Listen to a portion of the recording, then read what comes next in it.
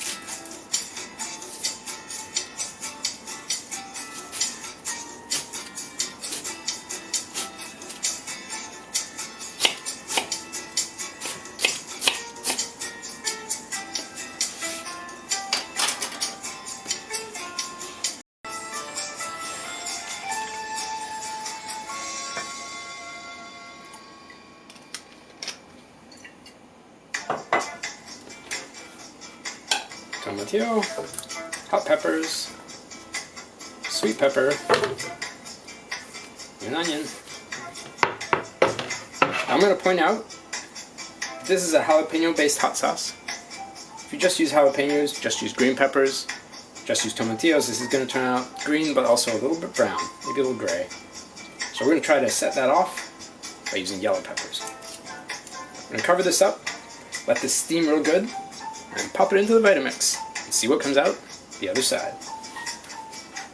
When that comes out of the Vitamix, it looks like this.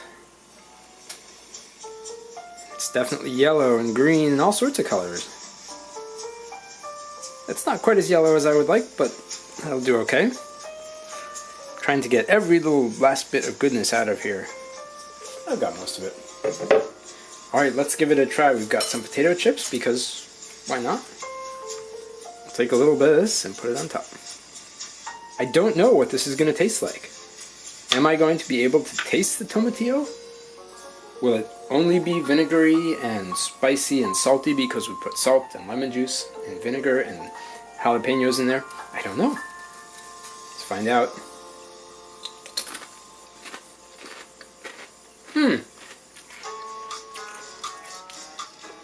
That gets a thumbs up from me. You should take this opportunity to go down there and click the subscribe button. Give me a thumbs up. At the end, tell me what you want to see else on this channel. I can tell you this is pretty good. You can kind of taste the tomatillos. They add like a warmth, a roundness to this. This is not super spicy because I didn't put a lot of really spicy peppers in here. If you wanted to, you could add a habanero or something else. The type of peppers out there is just limitless, as is the type of hot sauce you can make. So this is really good. We are definitely going to put this in a bottle, stick this in the fridge. It will last for 2 to 4 weeks. It's mostly cooked, but it's not pasteurized. I hope you like this. Let me know in the comments below. And then join me next time when Busy Dad is cooking.